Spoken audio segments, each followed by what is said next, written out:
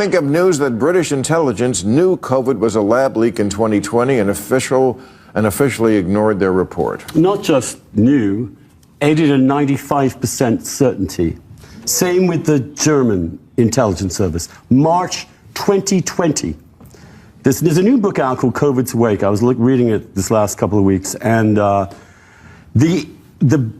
core paper that killed off any idea that this was a lab leak in China, the proximal origin paper, which was produced with Fauci and Collins of the NIH and NIAID helping it along, was a lie, a conscious lie, that the people who looked at it, we now have their emails, are saying in the very first days of looking at the virus, this looks very man-made to us.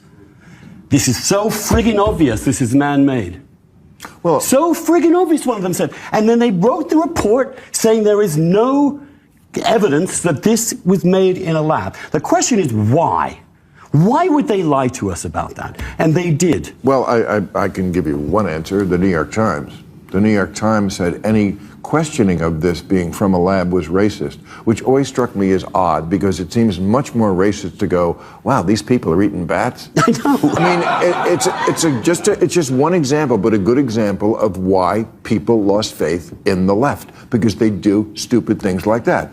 Not to be an I told you so, but from the very beginning I was saying this shouldn't even be political, but it's at least a 50-50 it came from the lab, and that in 50 years, I can't imagine people going, wait, you mean in 2020, there was this thing that escaped from a lab in Wuhan, that started in Wuhan, and there was a lab in Wuhan that was studying it, and they didn't think that was connected, and they blamed it on bats? Really? It just doesn't make any sense. It makes a little bit more sense. You can gaslight people so easily. Yes. I don't think the Democrats are so much as fault as scientists who went along with this, knowing better. It's their integrity I'm concerned about, to actually lie and distort what they could see with their own eyes because they were afraid of politics. The other question is this.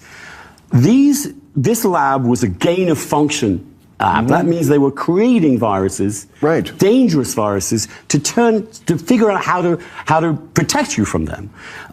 This gain of function was research was always dangerous. Everyone knew it was dangerous. A long time ago, you go back to 2015, you will find a big meeting in London where they say there's one lab in the world most likely to have a problem with this, Wuhan. Do you know who was the biggest supporter of gain of function research for the last 30 years? Anthony Fauci.